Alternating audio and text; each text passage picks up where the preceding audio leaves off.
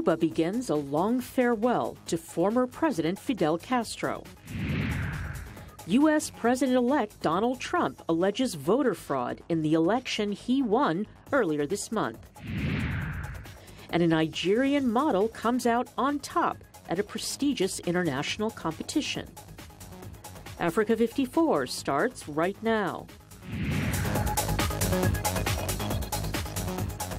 Good evening. This is Africa 54. I'm Haiti Adams-Fitzpatrick, in for Vincent Makori this evening. Thank you for joining us. We are following that big news that broke over the weekend, the death of Cuba's Fidel Castro. Flags are flying at half-staff across Cuba as the island nation enters a week of memorials to mark Castro's passing. Castro, who had long been ill, died late Friday at the age of 90. A series of memorials have begun, with Cubans gathering in Havana's iconic Revolution Square. On Wednesday, Castro's ashes will be carried eastward across the country. It will be a three-day procession that follows in reverse the route taken by the then young revolutionary and his rebel fighters as they advanced on Havana from the Sierra Maestra Mountains before taking power in January 1959. Castro will be buried December 4th in the southeastern city of Santiago de Cuba. And while there is much focus on Castro's record in Cuba, the perspective is quite different in Africa, where Castro is considered a liberation icon. Tributes have been pouring in from around the continent. Castro sent thousands of Cuban troops to fight on Cold War battlefields in Angola, Mozambique and Ethiopia. He helped change the course of history in southern Africa, playing a critical role in helping struggle activists there break the back of the apartheid regime and forcing South Africa's white minority government to set Namibia free. Joining us via Skype to discuss Castro's legacy in Southern Africa is Professor Piero Gleesis. He teaches American foreign policy at Johns Hopkins University. Professor, hello, thank you very much for joining us. Thank you. Here is this revolutionary from the Caribbean coming to the aid of Africans, sending troops and medical personnel. What was Castro's motivation for what he did in Africa, and what did he really accomplish? Well, I think his motivation was summed up very well by Kissinger in the last volume of his memoirs, when he said that Castro was arguably the most genuine revolutionary leader then in power. He was talking about the Cuban intervention in Angola in 1975. What you had in Angola in 1975, the country was scheduled for independence in November 1975. A civil war began.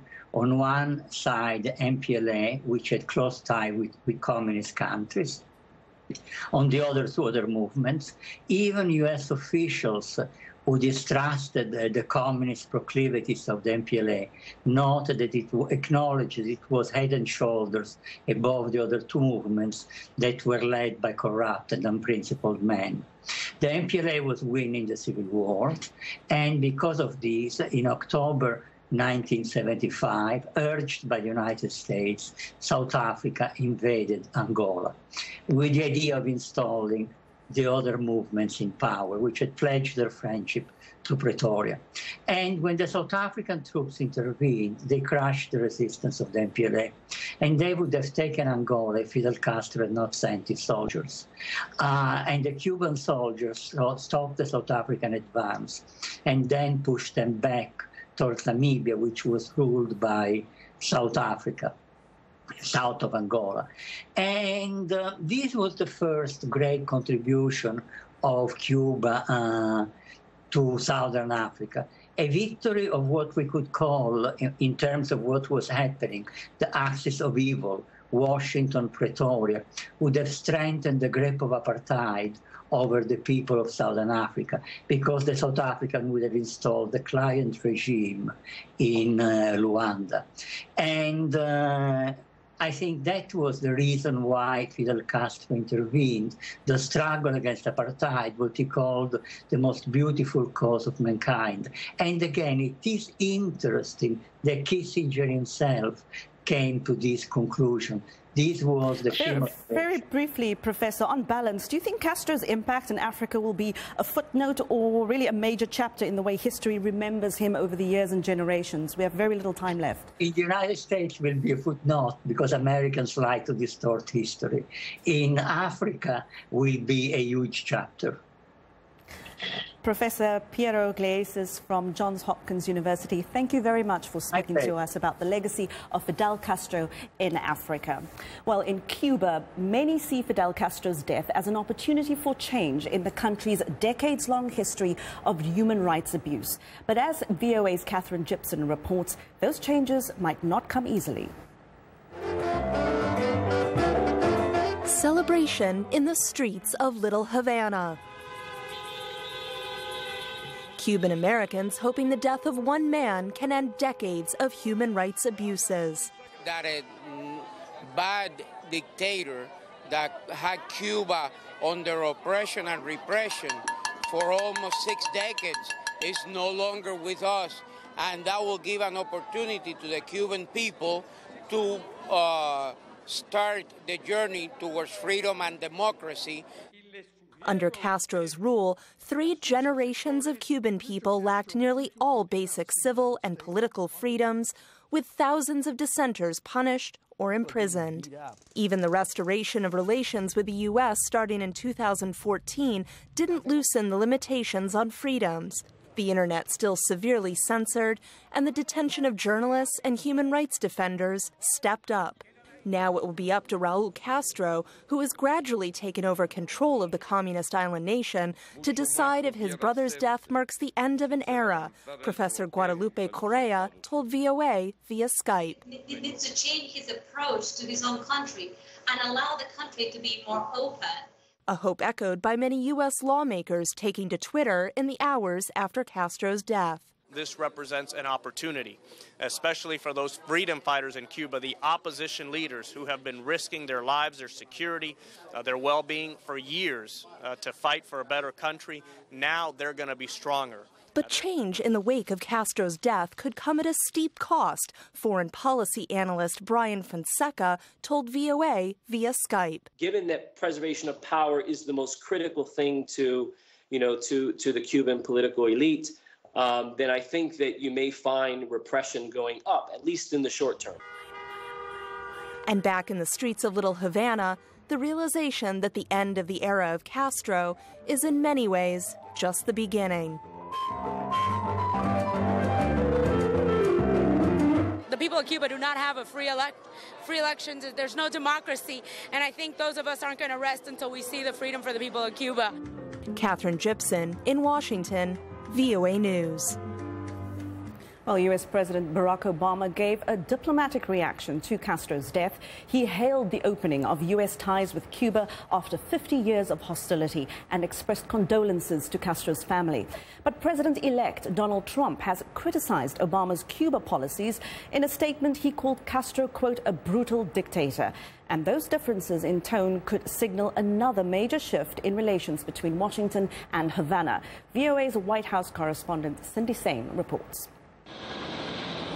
President Obama considers opening up U.S. ties to Cuba after more than 50 years of bitter estrangement, one of his signature foreign policy achievements. He visited the Caribbean island nation in March, the first sitting U.S. president to do so since 1928. I have come here to bury the last remnant of the Cold War in the Americas. The two countries have reopened their embassies after more than 50 years. U.S. cruise ships are now docking in Cuba, and there are regular flights by U.S. airlines to the island.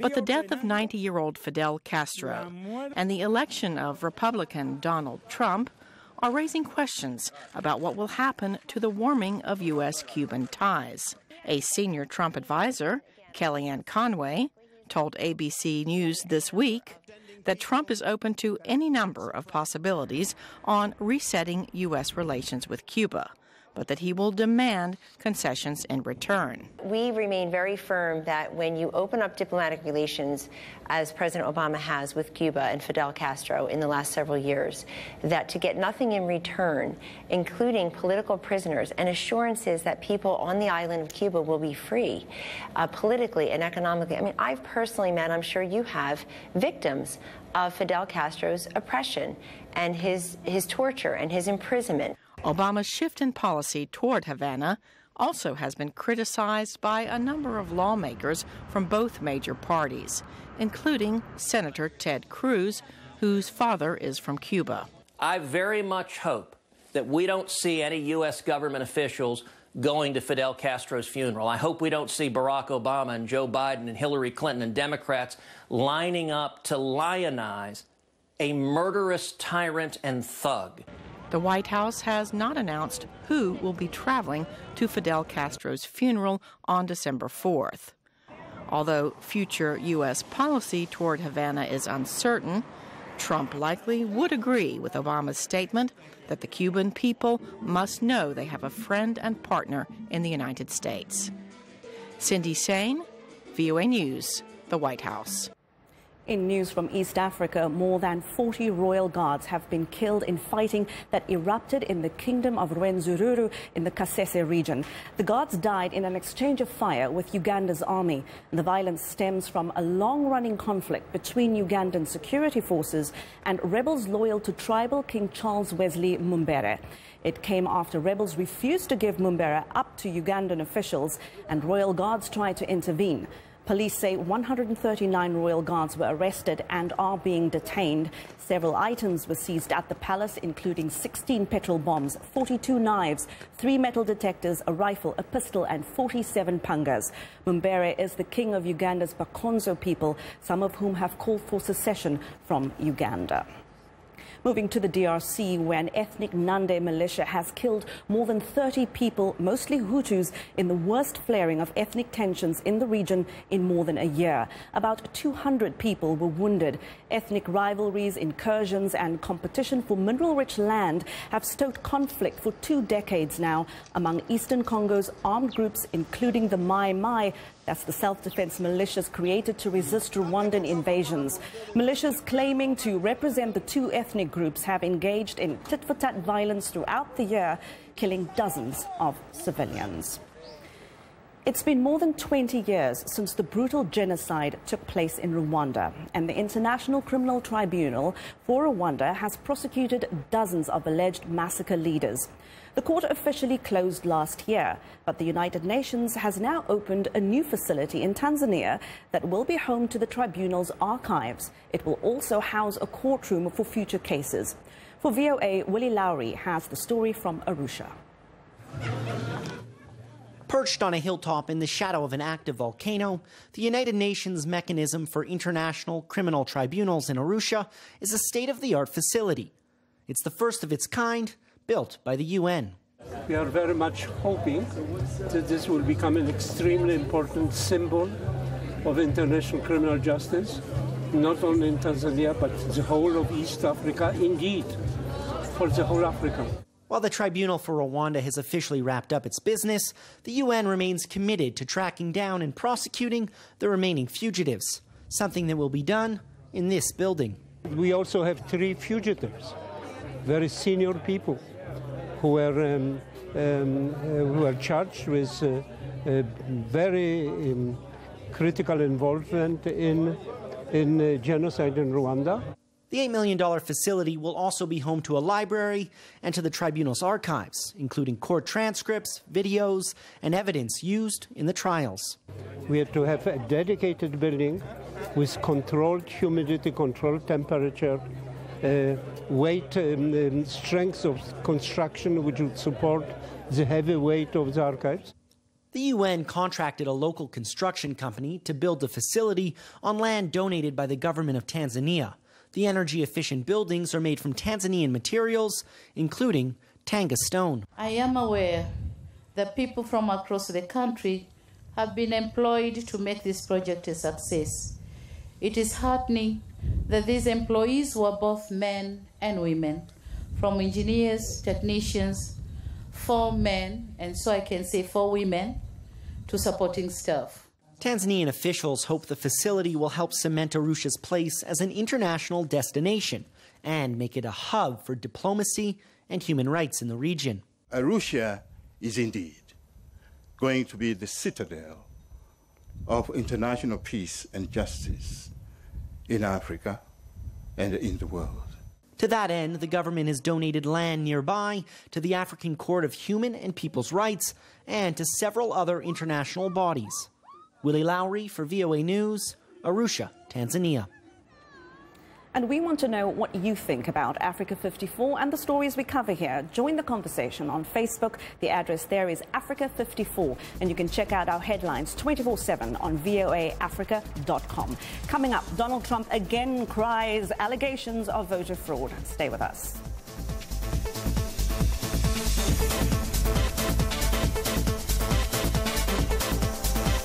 This is Greenbeat for a healthier planet.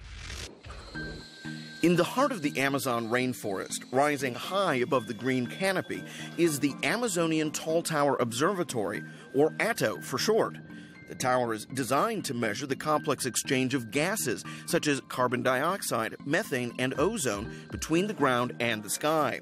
Project Director Antonio Monzi says the tower's soaring height will also allow researchers to study the formation of clouds and rain. The temperature of the planet that has been increasing and has increased here changes in the rainy seasons here. All those changes have an impact on the ecosystems. The tower is a joint project between Brazil and Germany, with both nations sharing in the estimated $10 million price tag. The ATO should become fully operational sometime in 2017. For Greenbeat, I'm Doug Bernard.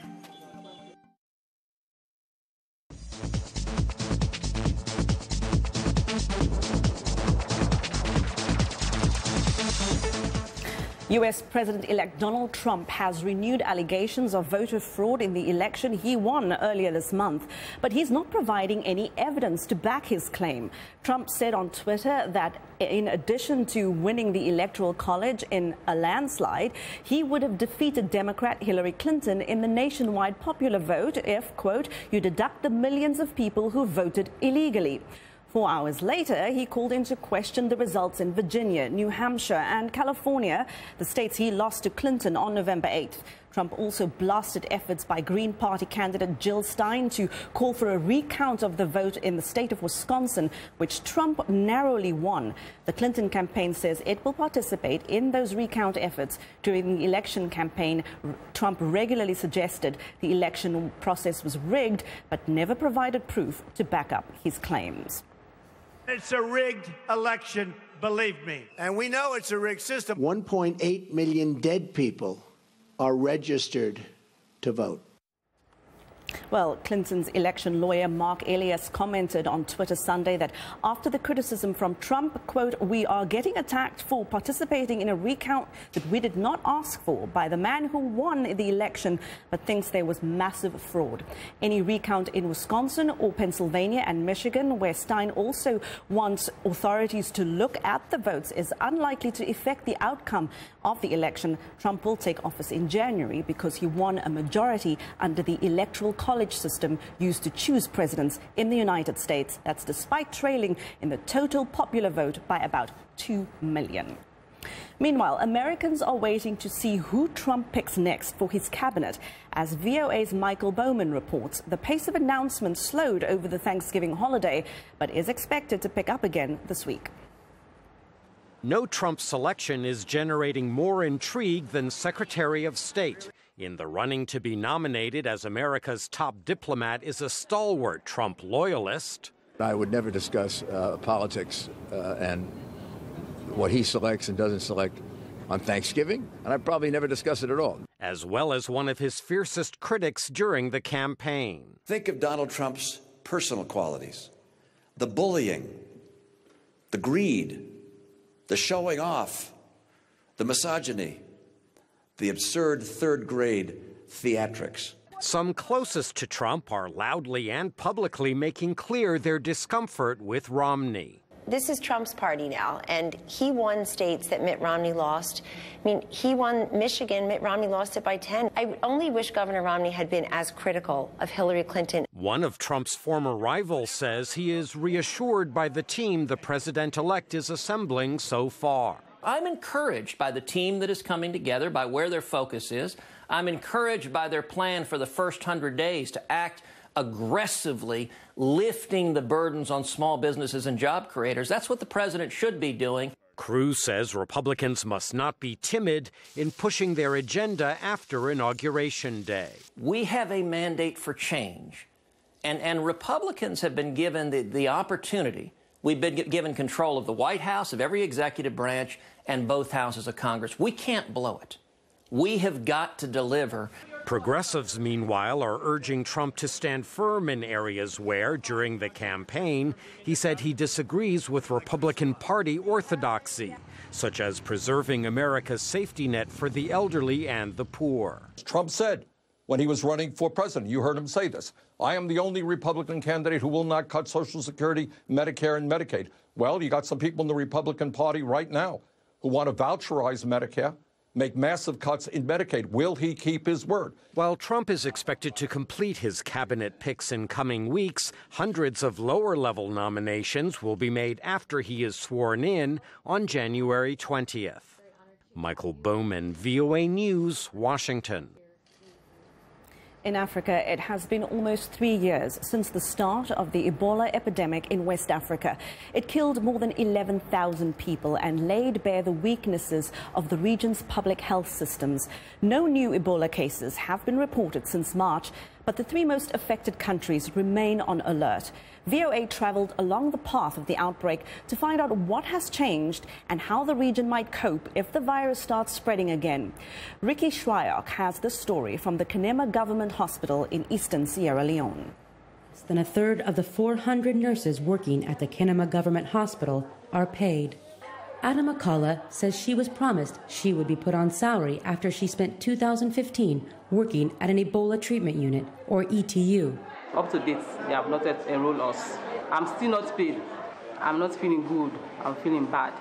I'm just thinking that if I lose my life during the time, so that is all my children are going to suffer just like that.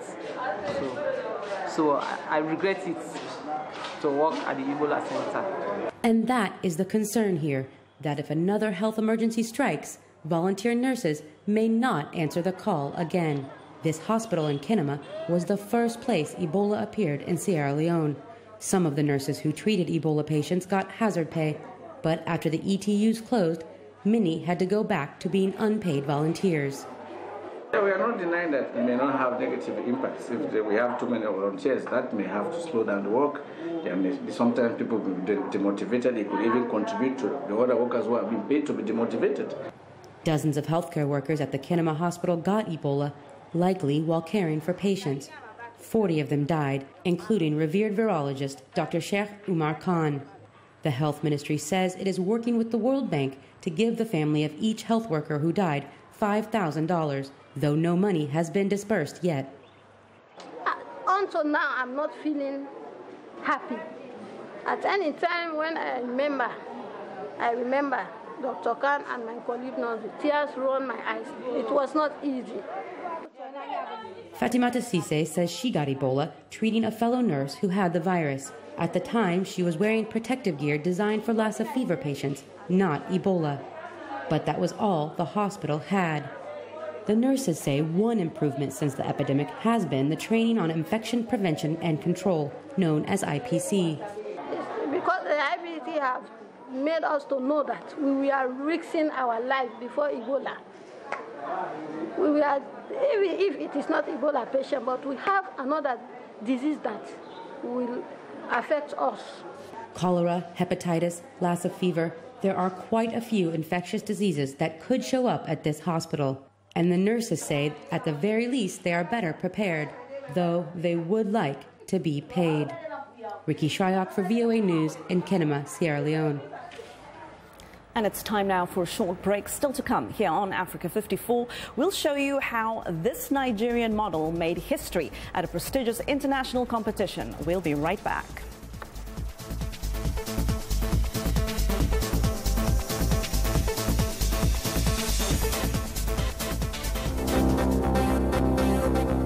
you've just joined us, I'm Mariama Diallo, and here is a quick recap of today's headlines. In the Gambia, rights activist and prominent opposition coalition figure Dr. Aissatou Touré is optimistic about her coalition achieving victory in Thursday's presidential election.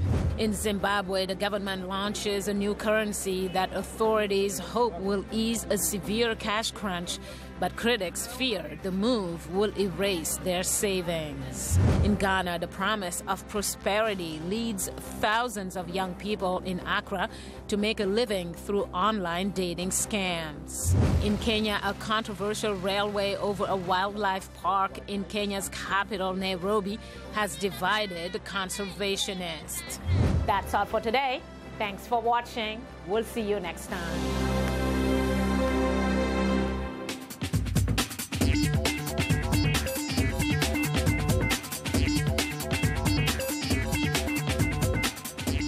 You're with Africa 54. Welcome back. Let's take a look at what is trending. It's another day and another way to use virtual reality. At the Royal Academy in London, artists are demonstrating the possibilities of painting and sculpture in a VR studio. This is a preview of the Royal Academy's upcoming virtual reality exhibition in January 2017. The artists who will take part are still trying to master VR painting. The Royal Academy's project aims to showcase the potential of virtual reality transcending traditional materials like oil paint and canvases.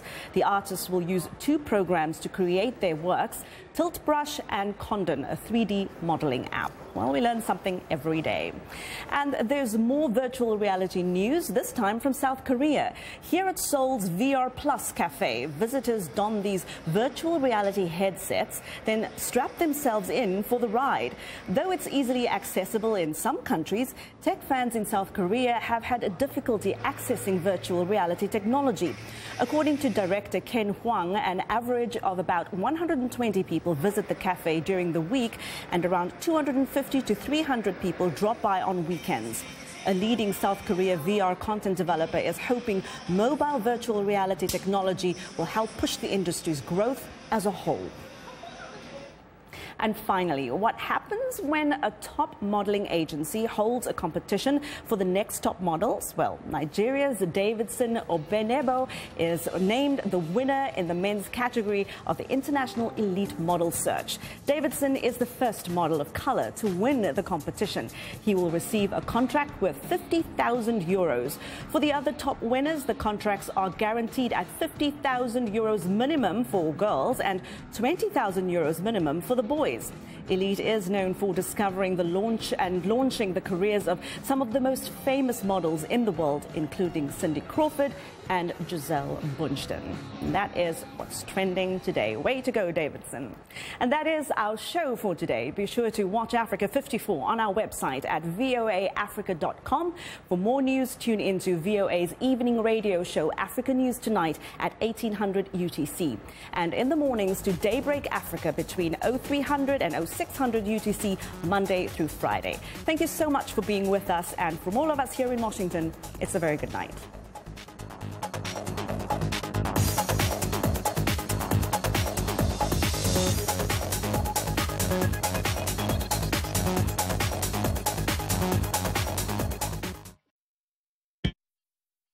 I'm Michelle Joseph for Anglais Télé. This is VOA. Follow us at La Voix de l'Amérique. Go to lavoixdelamerique.com.